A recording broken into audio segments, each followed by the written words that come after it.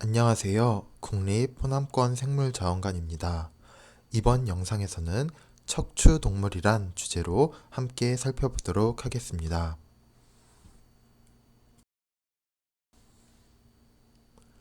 척추동물.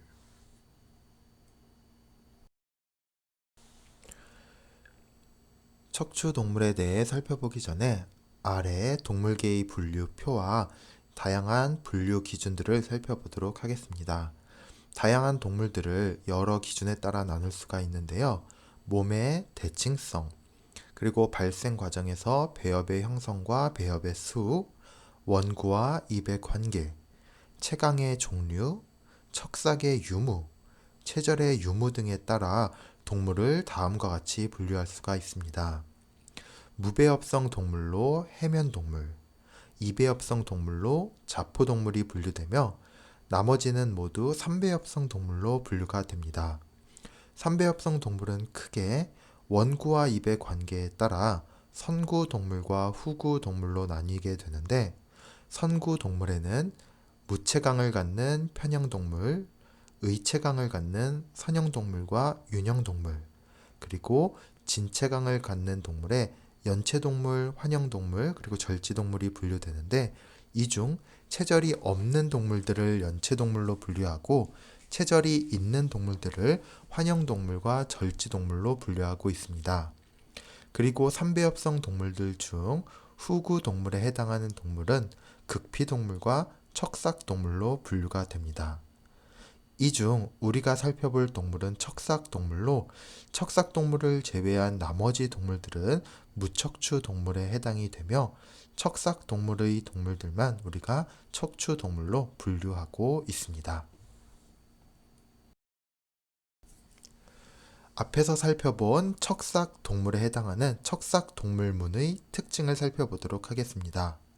먼저 첫 번째로 진체강을 가지며 일생 동안 혹은 발생 과정 중 일정 시기에 척삭을 가진다는 특징을 갖는 동물들입니다. 여기서 척삭이라고 하는 것은 소화관과 척수신경다발 사이에 있는 긴 막대 모양의 지지 조직을 의미합니다. 또한 척삭동물은 폐쇄순환계를 가지며 배설기는 신관을 갖는다는 특징이 있고, 등 쪽에 관상신경계가 발달한 특징이 있습니다. 여기서 관상신경계라 함은 중추신경계와 말초신경계로 구성되는 신경계를 의미합니다. 그리고 발생 초기에 인두열, 아가미 틈이라고 하는 인두열이 나타나고 항문 뒤에 근육질의 꼬리가 형성된다는 특징을 갖고 있습니다. 척삭동물문은 크게 두삭동물, 미삭동물, 그리고 유두동물로 분류가 되고 있습니다. 척삭동물문의 분류에 대해 조금 더 자세히 살펴보면 세 가지의 아문으로 분류가 되는데, 두삭동물 아문, 미삭동물 아문, 그리고 유두동물 아문이 바로 그것입니다. 첫 번째, 두삭동물 아문 같은 경우는 일생 동안 머리에서 꼬리까지 척삭이 있고 인두열을 가진다는 특징이 있는데요. 대표적으로 창고기가 해당이 됩니다. 두 번째로 미삭동물 아문은 유생 시기에 척삭이 나타났다가 성체가 되면 없어지는 동물들로 우렁쇠이 또는 미더덕과 같은 동물들이 포함이 됩니다. 마지막으로 유두동물 아문에는 신경관 앞쪽 끝에 뇌와 눈 등의 감각기관이 있고 머리뼈가 형성되는 특징을 갖고 있는 동물들로 먹장어류, 칠성장어류, 그리고 척추동물이 바로 유두동물 아문에 포함이 됩니다. 우리가 이번 영상에서 살펴볼 동물들은 바로 유두동물 아문에 포함되는 척추동물들을 자세히 살펴보려고 합니다.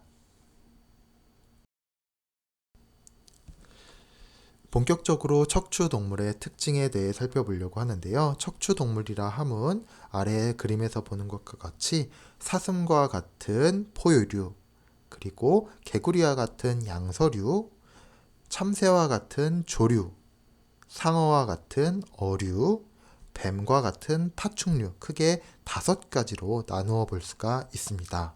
이러한 척추 동물들의 특징을 하나씩 살펴보도록 하겠습니다. 척추 동물은 유두동물 중 발생 초기에 척삭이 존재하지만 성장하면서 척추로 대치가 되고 턱뼈가 발달하고 이빨이 형성되어 음식을 섭취하는 무리를 우리가 척추 동물로 분류하고 있습니다.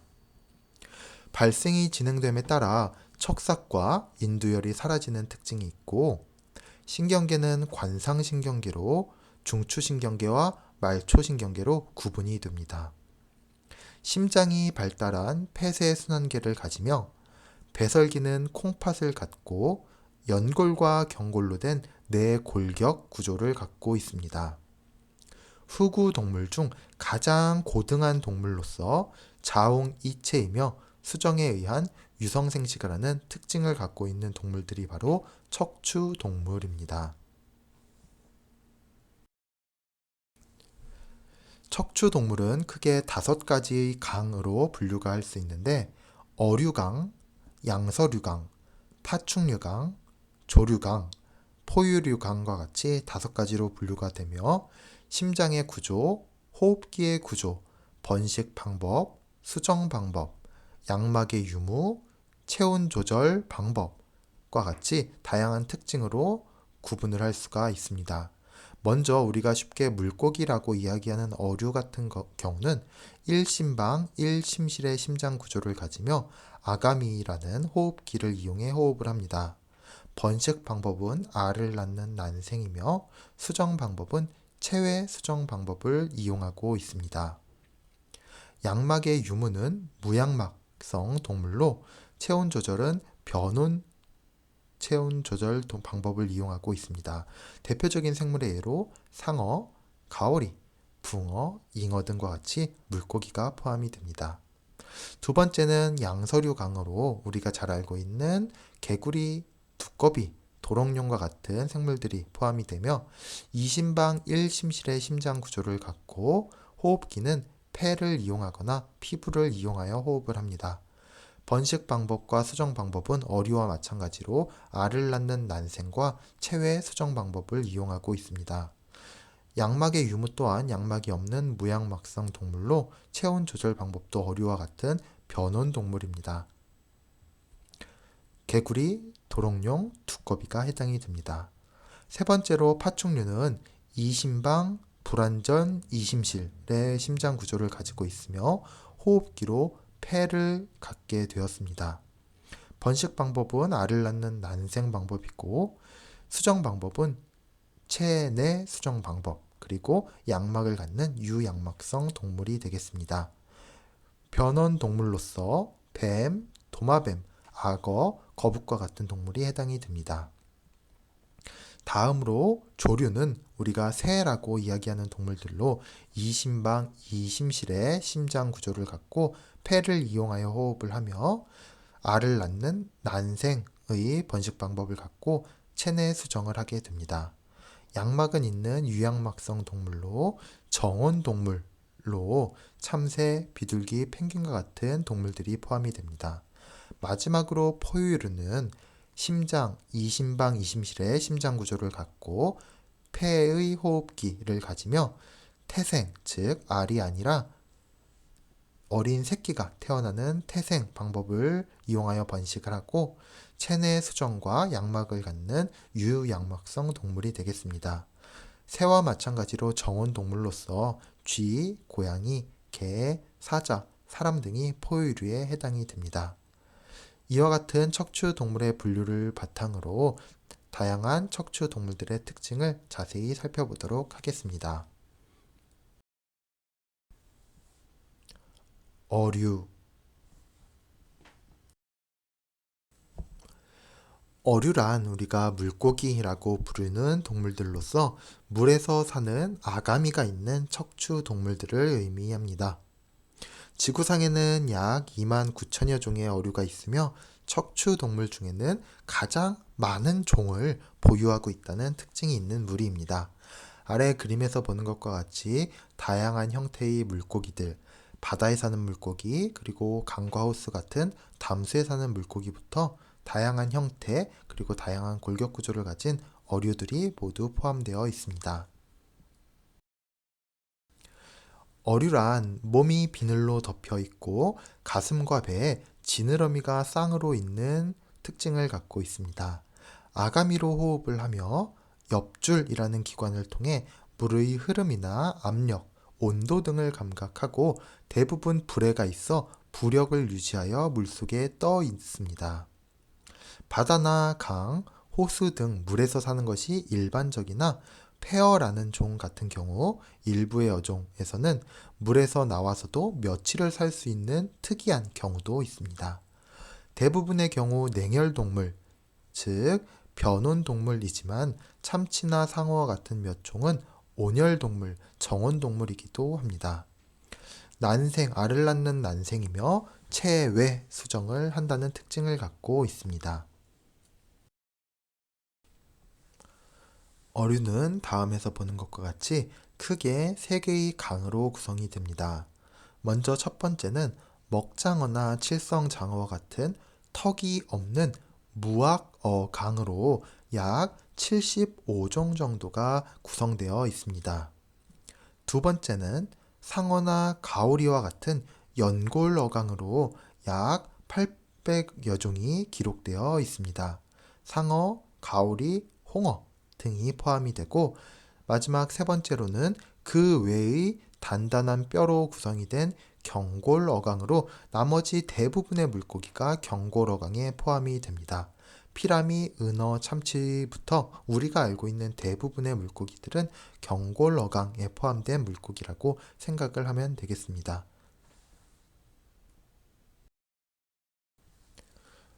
어류의 진화 과정을 조금 자세히 살펴보면 아직 뚜렷하지는 않지만 우선 캄브리아기의 피카이아 그리고 코노돈트와 같은 어류의 조상을 제외하고 나면 척추 동물 중에서는 가장 초기에 출현한 동물들이 바로 어류입니다.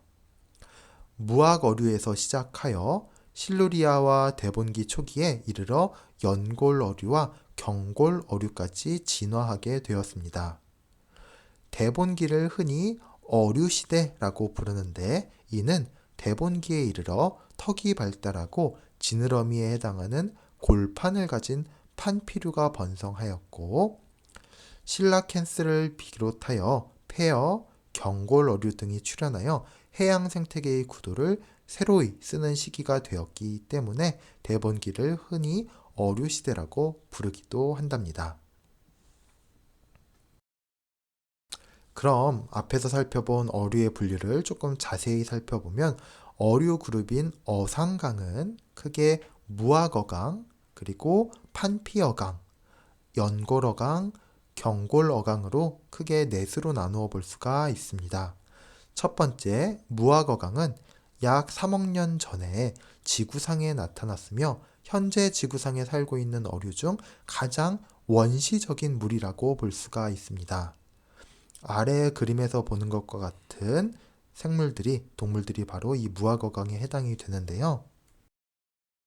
눈, 지느러미, 뼈 등의 기관이 원시적인 상태로 남아있으며 비늘이 없고 몸 옆에는 점액선이 줄지어 발달해 있다는 특징이 있습니다.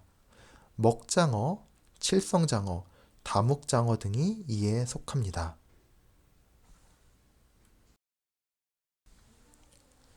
두 번째는 판피어강입니다. 이 판피어강 같은 경우는 고생대에 출현하였던 원시 어류로서 몸의 앞부분이 두갑과 흉갑으로 덮여 있었으며 대부분 바다에 살았으나 지금은 모두 멸종한 무리로서 화석으로 발견이 되고 있는 무리입니다. 다음 세 번째 어류의 분류는 연골어강입니다.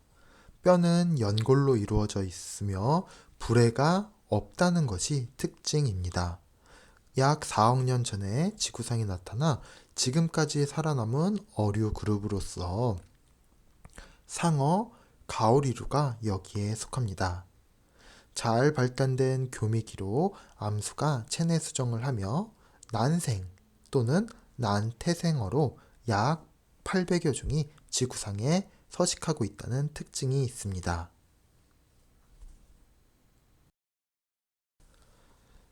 마지막 어류의 분류 체계는 경골어강입니다.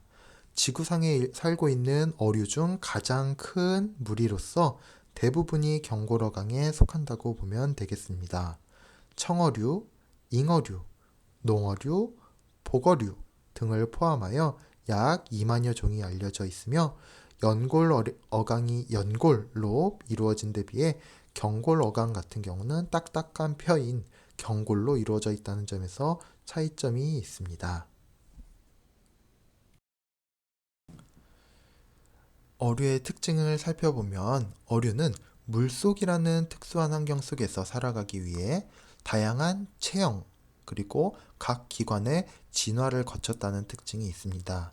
일반적으로 어류는 차가운 피를 갖고 있는 냉혈 동물로서 몸 안에 뼈를 가지는 내골격 동물이고 몸 표면은 비늘로 덮여 있다는 것이 특징입니다. 자, 그럼 어류의 특징을 각각 조금 자세히 더 살펴보도록 하겠습니다. 첫 번째 어류의 체형에서의 특징은 각 종의 서식, 생태적 특징에 따라 현재 지구상에 존재하는 종마다 고유의 형태로 진화해 왔다는 것인데요. 첫 번째 형태는 방추형 형태입니다. 가다랑어, 고등어, 방어와 같은 외양성 어종들이 갖고 있는 체형으로 빠른 유형 속도를 내기 위하여 물과의 마찰을 최소화하는 형태입니다.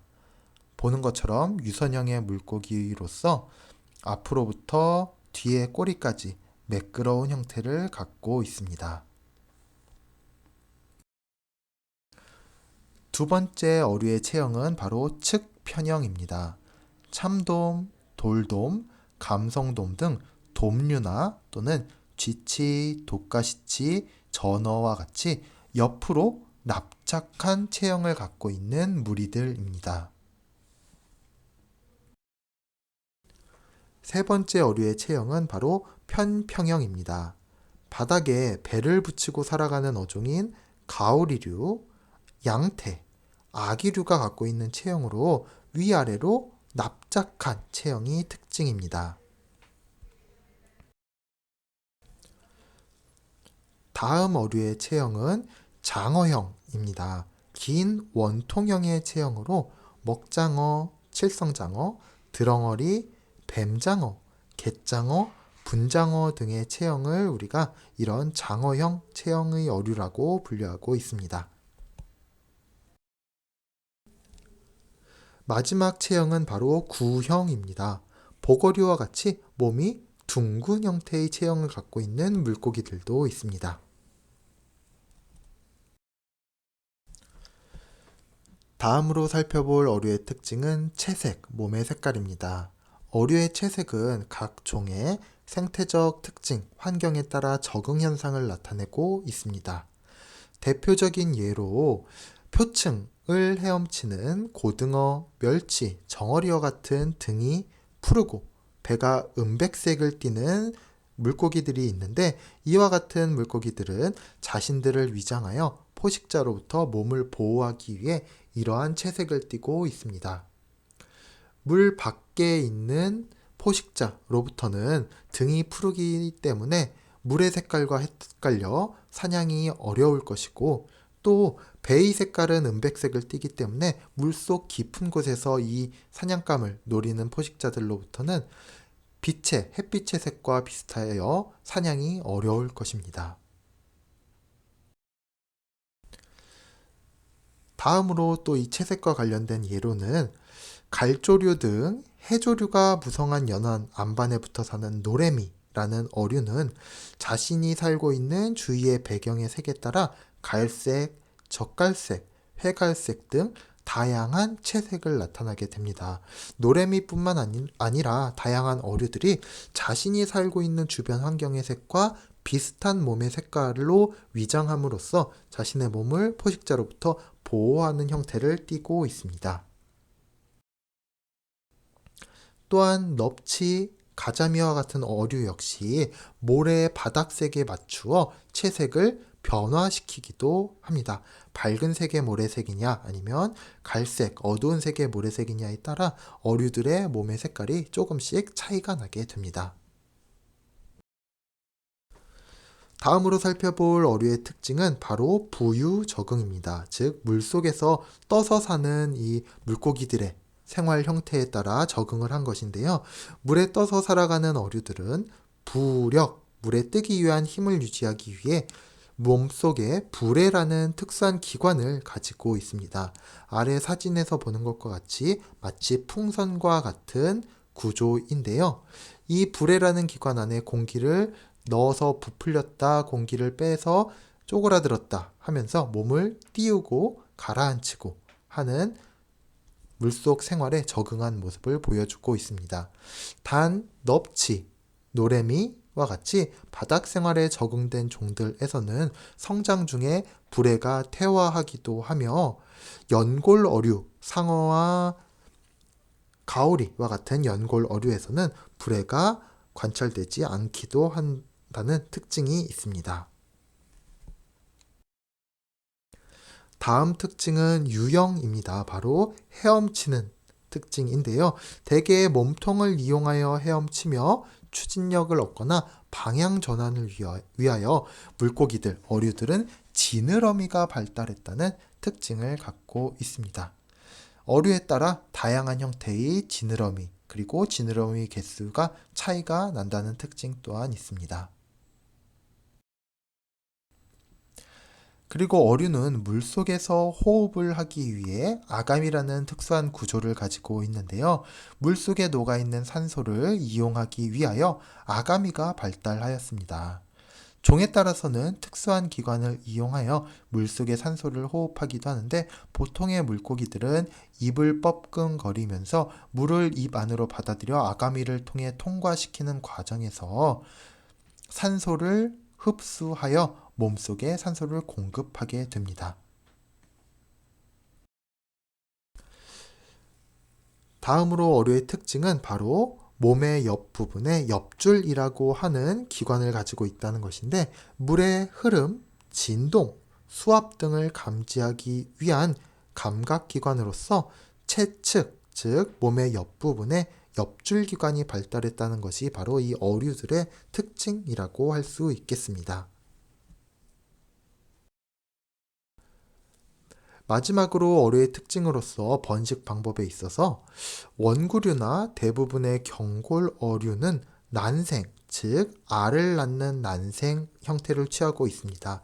하지만 상어, 가오리류 등 연골 어류의 대부분은 태생, 즉 어린 새끼를 낳는 태생의 형태를 취하고 있다는 점에서 차이점이 있기도 합니다. 경골 어류 중에서도 새끼를 낳는 볼락, 조피볼락, 쏨뱅이 등은 교미를 거쳐 체내 수정에 의한 난태생의 형태를 취하기도 합니다. 망상어, 인상어는 태생이란 특수한 방법으로 번식하며 최근 연구에 의하면 볼락, 쏨뱅이류의 새끼도 어미의 뱃속에서 어떤 식으로의 영양 공급을 받고 있다는 이유로 원시적인 형태의 태생으로 구분을 하기도 합니다. 마지막으로 이 어류와 관련하여 우리나라 연안 환경과 수산 자원으로서 이용되고 있는 어류의 가치에 대해 이야기를 해보려고 합니다. 어류는 육상의 가축과 함께 인류의 식량 자원으로서 오랫동안 이용되어 왔으며 매우 중요한 식량 자원 중 한 가지입니다. 최근에는 뿐만 아니라 식용하는 수산 어종 외에도 낚시 대상어, 보고 즐기는 관상어 등으로 다양한 종들이 우리 생활과 밀접한 관련을 맺고 있습니다. 특히 반려동물로서 어류를 기르는 사람들도 증가하고 있기 때문에 인간의 생활과 더욱 밀접해지고 있는 상황입니다. 우리나라 연안에 서식하는 중요한 수산 어종을 분류군별로 대표적인 예를 들면 다음과 같은데요. 무학어류, 원구류라고 하는 무학어류에는 먹장어가 대표적이며 연골어류에는 두툽상어, 별상어, 홍어, 노랑가오리 등이 대표적이고 경골 어류는 다양한 어종들이 있겠으나 멸치, 밴댕이, 명태, 대구, 참돔, 참다랑어, 넙지, 말쥐치, 민어, 참조기, 병어, 농어, 갈치 등 우리가 익숙하게 알고 있는 다양한 어류들이 포함되어 있습니다. 우리 인간들이 살고 있는 환경과 비교적 가까운 곳에 위치한 연안, 조간대, 갯벌, 잘피밭 등은 많은 어류의 초기 생활사에서 산란, 성육장의 역할을 하기 때문에 연안 어류의 다양성과 풍부한 수산 자원을 유지하기 위해 우리는 이러한 환경들을 보존하는 것이 매우 중요합니다.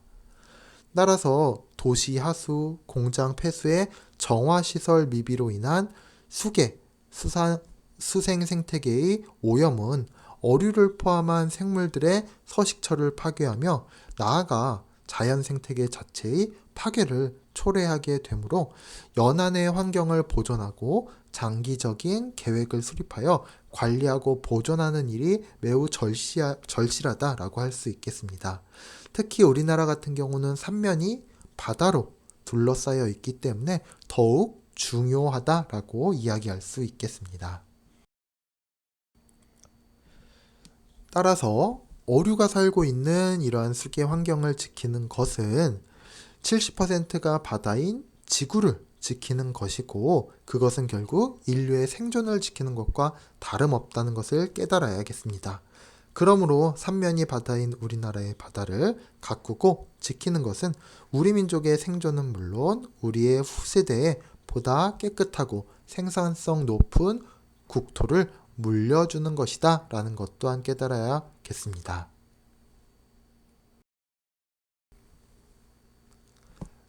양서류.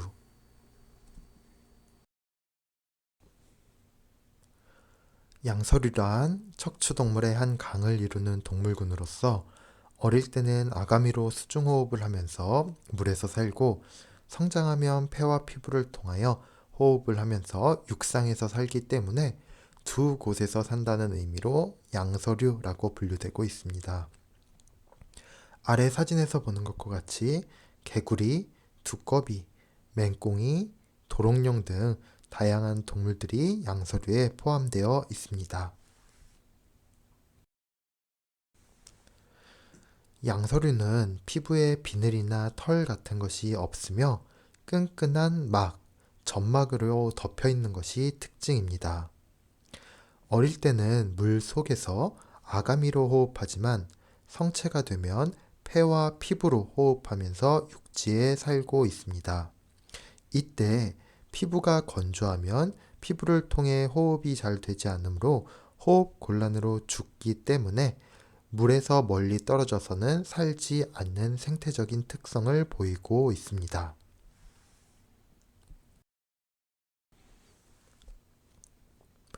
양서류의 4개의 다리는 매우 잘 발달되어 있으며 특히 개구리는 뒷다리가 매우 튼튼하고 발가락 사이에 물갈퀴가 있어서 물속에서 헤엄칠 때나 땅 위에서 뛰어다닐 때 매우 유리한 특징을 갖고 있습니다. 성체는 폐로 호흡을 하긴 하지만 폐의 구조가 간단하여 충분한 산소를 공급할 수 없으므로 피부를 통해 부족한 산소를 보충하는 호흡 형태를 하고 있습니다.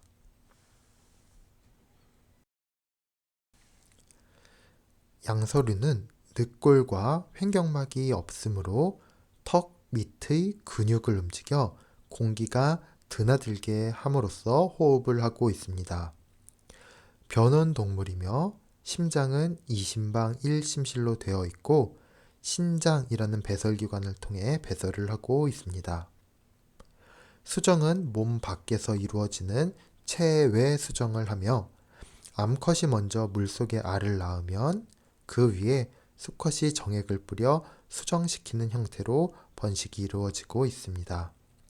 알은 건조를 막기 위해 대부분 사진에서 보는 것과 같이 물 속에 낳는 형태를 취하고 있습니다. 양서류는 기온이 내려가면 흙을 파고 땅 속으로 들어가 동면을 취하게 됩니다.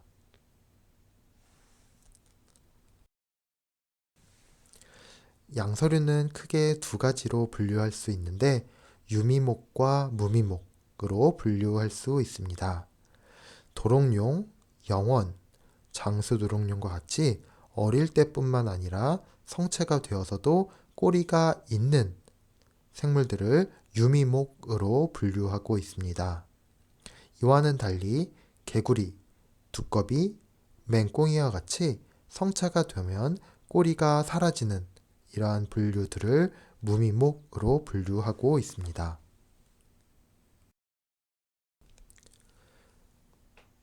한국에 분포하는 양서류의 종류들을 살펴보면 유미목에는 크게 도롱뇽과와 미주도롱뇽과의 동물들이 살고 있는데 도롱뇽과에는 도롱뇽, 고리도롱뇽, 제주도롱뇽, 꼬리치레도롱뇽, 네발가락 도롱뇽 등이 있으며 미주도롱뇽과에는 이끼도롱뇽이 한국에 분포하며 서식하고 있습니다. 이어서 한국에 서식하고 있는 양서류 중 무미목에 해당하는 동물에는 무당개구리과의 무당개구리, 두꺼비과의 두꺼비, 물두꺼비, 작은 두꺼비, 삼방두꺼비가 있으며 청개구리과의 청개구리, 수원청개구리 등이 있고 맹꽁이과의 맹꽁이와 개구리과의 한국산 개구리, 북방산 개구리, 계곡산 개구리, 중국산 개구리, 아무르산 개구리, 참개구리, 금개구리, 옴개구리, 황소개구리 등이 분포하며 서식하고 있습니다. 양서류의 번성과 위기의 역사를 살펴보면 고생대의 석탄기와 페름기를 양서류 시대라고 부르는데 이는 최초의 사지동물이 3억 9천만 년 전인 대본기에 나타났지만 진정한 양서류라고 부를 수 있는 동물이 석탄기 초기에 등장하여 석탄기 말에서부터 트라이아이스기까지는 엄청난 다양성을 가지고 이 양서류 생물들이 번성했기 때문에 고생대의 석탄기와 페름기를 양서류 시대라고 부르고 있습니다. 석탄기에 엄청나게 번성했던 육상 식물들은 양서류와 같이 건조한 곳에서 살기 힘든 동물들에게 햇빛을 막아주는 그늘과 일정하게 유지되는 수분, 그리고 먹이 등을 공급해 주어 몸 길이가 2m 이상에 이르는 물고기를 잡아먹는 대형 양서류까지도 번성할 수 있는 환경적인 조건을 만들어 주었습니다. 이후 중생대 트라이아스기에서 쥐라기로 접어들면서 대형 양서류들은 멸종하고 파충류에게 생태학적 지위를 빼앗기며 그 수가 현저하게 줄어들게 되었습니다. 오늘날에는 개구리류나 두꺼비류, 도롱뇽류나 영원류 또는 사이렌류, 무족 영원류 등이 양서류에 해당하며 약 6,000종 정도가 널리 알려져 있습니다.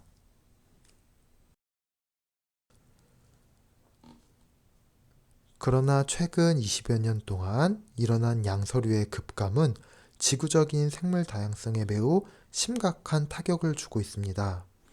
인간의 서식지 파괴와 함께 양서류가 지역적인 종인 경우가 많고 지구 온난화로 인한 기후 변화 등에 민감한 종이라는 특성 때문에 최근 20여 년 동안 양서류의 종수가 매우 급격하게 줄어들고 있으며 멸종 위기종과 이미 멸종한 양서류 중도 매우 많이 발생한 것으로 확인되고 있습니다. 특히 최근에 일어나고 있는 양서류의 급감은 항아리 곰팡이라는 곰팡이와도 관련이 있습니다. 우리 주변에서 흔히 볼 수 있는 개구리나 도롱뇽 등 양서류는 생태계의 중간 고리이자 어떤 지역의 환경 상태를 측정하는 척도로 이용되는 지표 생물로서 매우 중요합니다. 양서류가 멸종되면 생태계가 교란되고 결국 인간까지 영향을 받게 될 것입니다. 그런데 2011년 4월 기준으로 지구상의 양서류 6,600여 종 중 약 3분의 1이 멸종 위기에 처했었다라고 합니다. 200여 종은 최근 몇십 년 만에 이미 사라져버린 상태였습니다. 공식적으로도 양서류는 세계에서 가장 빠르게 사라져가는 동물 분류 중 한 군입니다. 특히 최근 20년도 안 되는 기간 동안 상황은 점점 심각해져서 양서류 자체가 전멸해 버릴 수 있다는 우려가 나올 정도였다라고 합니다. 과연 무엇이 이렇게 양서류에게 큰 위기로 닥쳤는지 함께 살펴보도록 하겠습니다. 양서류의 급격한 감소는 지구온난화와 환경변화 등의 원인이 있지만 외래 생물에 의한 질병도 무시할 수 없는 매우 큰 요인으로 꼽히고 있습니다. 자연계에는 수많은 생물들이 단 하나의 외래종 때문에 멸종해 버린 사례가 이미 많이 존재하고 있습니다. 굳이 우리 인간이 멸종시킨 수많은 생물을 일일이 열거할 수도 없는데요. 단 한 마리의 고양이 때문에 50여 종의 새가 모조리 사라져버린 섬이 있는가 하면 토종 생태계를 말 그대로 초토화할 기세인 우리나라의 큰잎베스와 황소개구리의 사례도 가까운 곳에서 찾아볼 수가 있습니다. 이처럼 외래종에 의한 문제는 매우 심각하게 대두되고 있습니다. 양서류를 급감시킨 외래 생물을 꼽자면 대표적으로 바로 항아리, 곰팡이가 있습니다. 곰팡이라 하면 우리가 앞선 영상들에서 살펴보았듯이 균류, 진핵생물 중 균류, 균계에 속하는 생물입니다. 항아리 곰팡이는 1993년 호주에서 처음으로 발견되었으며 양서류에게 가장 위협적인 생물로 대두되고 있습니다. 이 곰팡이로 인해 호주의 토종 청개구리들이 엄청난 타격을 입었으며 곧 남미와 북중미로 전파되었습니다. 파나마에서는 토착 희귀종인 황금개구리를 10년 만에 멸종시켜 버렸습니다. 당시 남미에서는 한 연구원이 자신의 손 안에서 죽어가는 마지막 개구리를 보며 눈물을 삼켰다는 일화가 매우 유명합니다. 이처럼 항아리 곰팡이의 위력은 매우 대단했는데요. 2006년 12월에는 일본에서 애완용 개구리가 감염된 것이 확인돼 그동안 안전했던 아시아 전역을 바짝 긴장시키기도 하였습니다. 항아리 곰팡이는 이름 그대로 홀씨를 담은 포자가 항아리 모양으로 생긴 곰팡이인데 이 곰팡이는 양서류의 피부에 기생해 피부에 있는 케라틴 성분을 먹고 살아가는 생활 형식을 보여주고 있습니다. 케라틴은 동물의 피부 가장 바깥쪽을 구성하며 안쪽 세포들을 보호하는 조직인데 피부 호흡을 하는 양서류에게 케라틴이 없어진다는 것은 매우 치명적으로 작용하였습니다. 결국 항아리 곰팡이에 감염된 양서류는 약 90%가 모두 질식사하게 되었습니다. 항아리 곰팡이의 엄청난 치사율과 전염력 탓에 과학자들은 양서류가 조만간 절멸할지도 모른다며 양서류종을 보존하는 데 힘을 모아야 한다고 주장했습니다. 이런 노력의 일환으로 세계 동물보호단체들은 2008년부터 양서류 방주 사업을 진행하기도 했습니다. 말 그대로 노아의 방주처럼 양서류 표본 개체들을 수집해 병의 유행이 끝날 때까지 보호하겠다는 구상이었습니다. 2010년 12월 다행스럽게도 양서류 개체수가 회복되고 있다는 기사가 공식 발표되었습니다. 가장 피해가 심했던 호주와 북남미에서 이 곰팡이로 멸종위기에 몰렸던 종들이 항아리 곰팡이에 강한 저항성을 보이기 시작했다는 것이 발견되었습니다. 특히 호주의 초록눈 청개구리는 피부의 항균 단백질이 많아지면서 개체수가 항아리 곰팡이 유행 이전 수준으로 증가했을 정도였다라고 합니다. 이러한 기적의 원동력은 바로 양서류 자신이었는데요. 양서류의 짧은 세대 간격 덕분에 20년이라는 단시간에 저항성을 갖춘 개체가 충분히 늘어날 수 있었던 것입니다. 이러한 예는 생물이 환경에 적응하는 기적을 실시간으로 보여준 셈이었습니다. 하지만 여전히 위협은 존재하고 있습니다. 항아리 곰팡이 역시 생물이기 때문에 이러한 저항성을 갖는 개구리를 다시 감염시킬 수 있는 변종의 곰팡이들 역시 발견되고 있기 때문에 여전히 양서류에게는 큰 위협으로 작용하고 있습니다.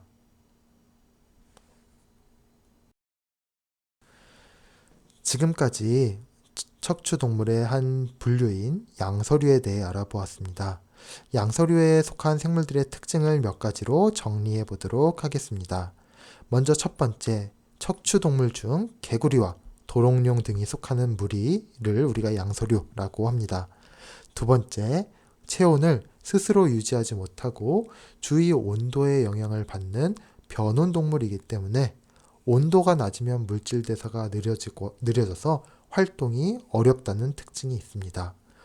그래서 한겨울에는 동면을 하기도 하는 특징을 보여줍니다.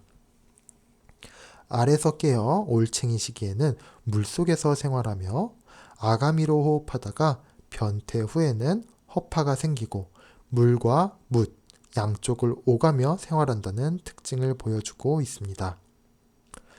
네 번째, 올챙이는 모습이나 생리적으로 물고기와 비슷한 점이 많이 발견되고 있으며 다섯 번째, 심장은 3개의 방으로 되어 있고 혈액순환로를 통해 허파와 연결되며 허파가 몸의 나머지 부분과 분리되어 있다는 특징이 있습니다.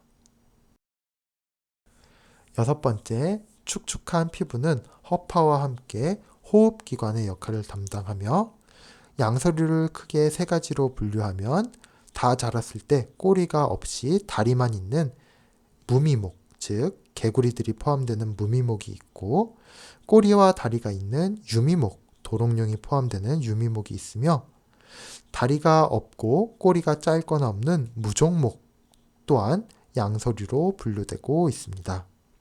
세계적으로 약 6천여 종이 알려져 있으며 무미목, 즉 개구리류가 약 5,200여 종으로 가장 많은 수를 차지하는 분류군입니다. 이번 영상에서는 척추동물이란 주제에 대해 함께 살펴보았습니다. 5 분류의 척추동물 중 어류, 그리고 양서류 2 종류에 대해 다양한 생물의 예를 살펴보고 각각 분류군에 대한 특징들을 살펴보았습니다. 이번 영상 또한 여러분에게 유익하였길 바라며 다음 영상에서 만나도록 하겠습니다. 감사합니다.